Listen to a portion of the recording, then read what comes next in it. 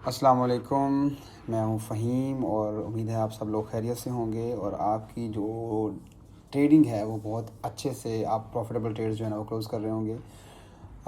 अभी हम गोल्ड के जिस सिनेरियोज़ में आ गए हैं, आप लोगों से आज दिन में जब गपशप हुई, हमारे जो व्हाट्सएप का जो प्रीमियम ग्रुप है और जो हमारे तमाम ग्रुप्स हैं उसमें जो अपडेट किया था कि गोल्ड जो है वो अपनी जो अब बायस्ड है वो चेंज कर रहा है। अपना जो ट्रेंड है, जो बाय का एक कंटिन्यूएशन चल रही थी, उसको भी गोल्ड जो है वो चेंज कर रहा है।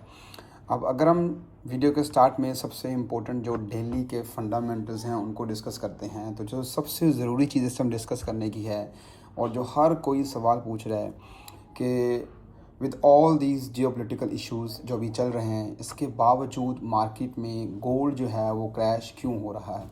ऑयल की प्राइसेस अप जा रही हैं और इतने ज़्यादा जियोपॉलिटिकल इश्यूज़ होने के बावजूद जो गोल्ड की मार्केट है वो क्रैश क्यों कर रही है। इसके मल्टीपल आंसर्स हैं, लेकिन अगर हम सबसे इम्पोर्टेंट अगर चीज़ डिस्कस करें इसमें, तो जो बहुत ज़रूरी है जो आप लोग सब लोग देखेंगे वो है DXY और जो यील्ड्स हैं, जो बॉन्ड यील्ड्स हैं, उनका बुलिश जाना। अब जो बॉन्ड यील्ड्स हैं या DXY ये बुलिश जा क्यों रहा है, देखें। गोल्ड को ऑल ओवर द वर्ल्ड ये कंसीडर किया जाता है, ये समझने की ज़रूरत है कि जो गोल्ड है वो एक सेफ़ हेवन एसेट है।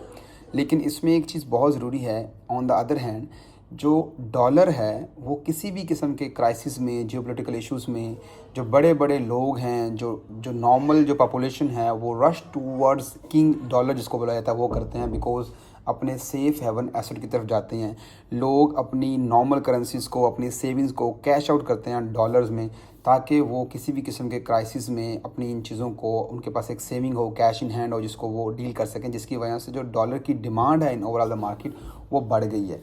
इसके अलावा एक और चीज़ जो बहुत ज़रूरी है, जो इस टाइम की क्राइसिस चल रहे हैं मिडल ईस्ट के अंदर, जो कि इस टाइम इकॉनमी की हब कंसिडर की जाती है, सब लोगों ने ये पॉइंट मेन जहन में रखना है। आप जितना भी सर्च आउट करेंगे, जो आपको मेन फैक्टर मिलेगा इस टाइम फंडामेंटली वो यही है कि जो इस टाइम जो DXY का बुलिश जाना है, उसकी बड़ी वजह ये भी है कि जो इस टाइम इन्फ्लेशन है वो पीक पर जा रही है। ठीक है, ऑयल की प्राइसेस सब लोग जानते हैं कि इस टाइम किस हद तक जो है ना वो पर बैरल जो है ना वो इंक्लूड कर रही हैं, वो मार्केट में किस तरह एक फास्ट ट्रेंड कंटिन्यू कर रहा है। स्टेट ऑफ हॉर्मुज़ का इशू चल रहा है और उसके अलावा डिमांड एंड सप्लाई का कॉन्सेप्ट है। जब ऑयल की प्राइसेस बढ़ती हैं तो ऑयल आपकी डेली की लाइफ की बहुत सारी चीज़ों को मुतासिर करता है, जिससे इन्फ्लेशन बढ़ती है। जब इन्फ्लेशन बढ़ती है तो सबसे जो पहली चीज़ आती है वो होती है मॉनेटरी पॉलिसी।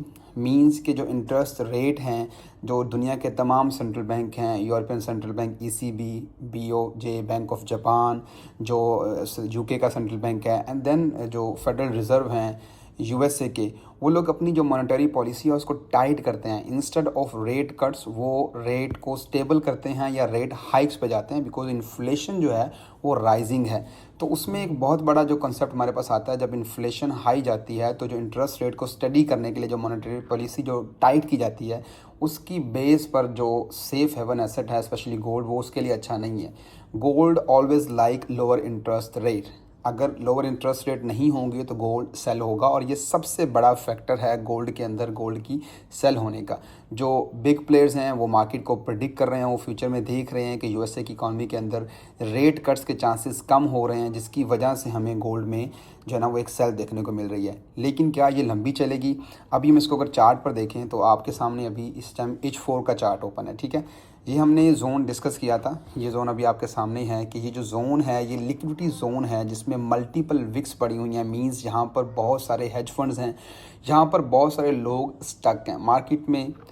एक चीज़ ज़हन में रखनी है कि जो विक्स क्रिएट होती हैं, ये वाली विक, ये वाली विक, ये क्यों क्रिएट होती हैं? जब ऑपोजिट ऑर्डर इंटर होते हैं। एक बंदा जो मार्केट में इस टाइम बाय लेके बैठा हुआ था, इस टॉप से मार्केट सेल होना शुरू हुई, उसका लगा कि मेरा अकाउंट जो है वो कॉम्प्रोमाइज़ हो सकता है, वो यहाँ पर आके अपनी जो ट्रेड है उसके अगेंस्ट ट्रेड करके इधर हेज करता है, इधर लिक्विडिटी क्रिएट करता है।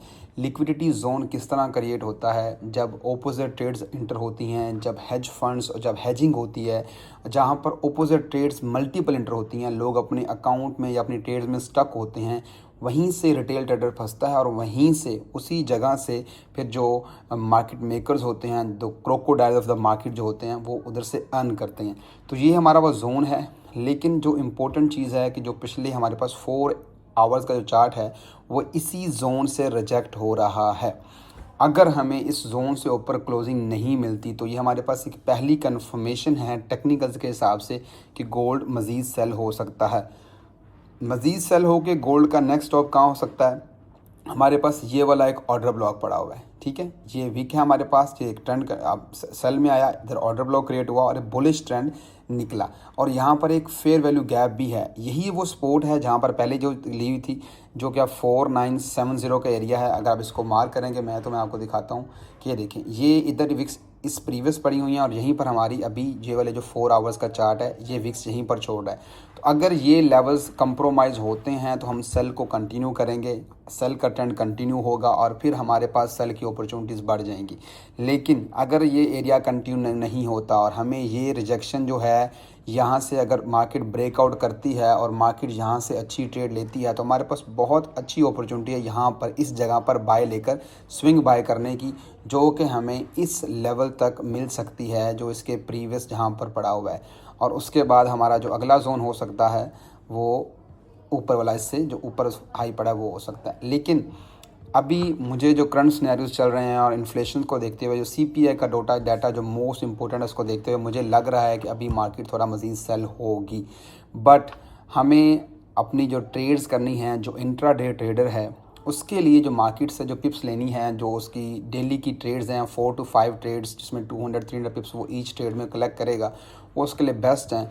उसको यही चाहिए कि वो अपने इन जोन्स को जो मैंने आपको अभी इधर लगा के दिए इन जोन को मार्क करें, मार्केट का वेट करें और लोअर टाइम फ्रेम में जाके स्नाइपर एंट्रीज ढूंढें। अब हम लोअर टाइम फ्रेम में जाते हैं और हम देखते हैं कि आखिर हमें स्नाइपर एंट्रीज मिलेंगी कैसे, ठीक है। तो मैं आपको अभी इस लोअर टाइम फ्रेम में ओपन जा रहा हूँ, ये M5 का चार्ट है। हमारे पास जो मार्केट है ना वो अभी एक जस्ट कंसोलिडेशन में है, क्योंकि लोअर टाइम फ्रेम में तो आपको लग रहा होगा ये बहुत बड़ा मूव है, बट ये एक छोटा सा जो 20 से 25 डॉलर का मूव है, मार्केट इसी में घूम रही है। सबसे मज़े की बात ये देखें, यहाँ पर मार्केट ने सपोर्ट ली, मार्केट ऊपर गई, मार्केट ने दोबारा यहाँ से ली। तो मैंने दिन में आपको बार बार बोला है कि एक सिम का बॉल जो होता है ना वो बन गया है, ऊपर वॉल है, डाउन पर एक वॉल है, मार्केट उसके दरमियान सिर्फ घूम रही है। बेस्ट ट्रेड का जो वेट करना है वो है ब्रेक ऑफ स्ट्रक्चर पे, हमें इससे ऊपर क्लोजिंग मिले या हमें इस जोन से ऊपर क्लोजिंग मिले। ये हमारे पास 2 लो पड़े हुए हैं, ठीक है। बट अभी मार्केट दोबारा इसी, मेरे ख्याल से इसी लो को जो है ना टेस्ट करने आ रही है।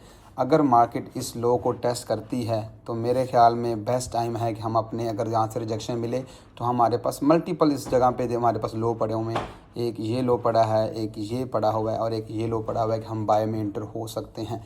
वेट करना है, जल्दी नहीं करनी। फंडामेंटली मैंने जो आपको एक्सप्लेन किया है, इस टाइम DXY को बहुत ज़्यादा जो ना ऑब्जर्वेशन में रखना है, अपनी ट्रेड्स को अलाइन करना है मल्टीपल चीज़ों के साथ। फंडामेंटल्स हमेशा मार्केट को ड्राइव करते हैं। आपके पास बेस्ट अपॉर्चुनिटी यही होगी कि आप फंडामेंटल्स को देखते हुए, गोल्ड की प्राइस को देखते हुए आप अपने जो DXY की प्राइस है उसके ट्रेंड को देख कर ट्रेड करें। अगेंस्ट द ट्रेंड ट्रेड नहीं करनी।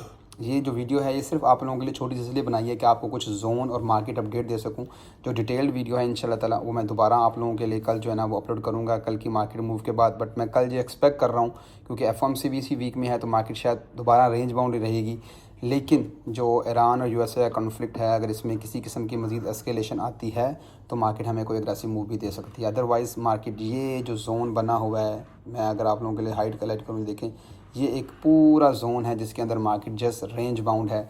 ऐसे जोन में सिर्फ और सिर्फ स्कैल्पिंग ट्रेड्स मिलती हैं, इसलिए स्कैल्पिंग ट्रेड्स ही हम लोग कर सकते हैं। तो कोशिश करें कि अपनी ट्रेड्स को इसी तरह अलाइन करें। अगर आपको ट्रेड ना मिले जल्दी ना करें।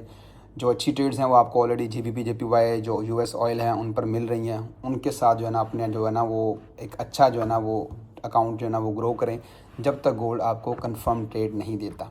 थैंक यू सो मच, और फिर दोबारा आप लोगों से मुलाकात होगी। वीडियो को देखना है, सब लोगों ने इसको शेयर करना है, चैनल को सब्सक्राइब करना है आप लोगों ने, और अपनी फ्रेंड्स और फैमिली से भी इसको शेयर करना है ताकि सब लोग इससे फ़ायदा उठा सकें। मज़ीद डिटेल जो गपशप है इंशाल्लाह ताला ग्रुप में भी करेंगे। किसी का कोई कंसर्न क्वेश्चन हो तो आप लोग हमेशा, आपको पता है कि आप ब्लू वेल फैमिली में हमसे पूछ सकते हैं। अगर आप हमारा ग्रुप ज्वाइन करना चाहें तो इसी यूट्यूब के लिंक के नीचे हमारा जो सपोर्ट टीम का नंबर है वो पड़ा है, आप उससे पे कॉन्टैक्ट कर सकते हैं और आप हमारा ग्रुप फ्री में ज्वाइन कर सकते हैं for the daily trades. Thank you so much, मास्सलाम।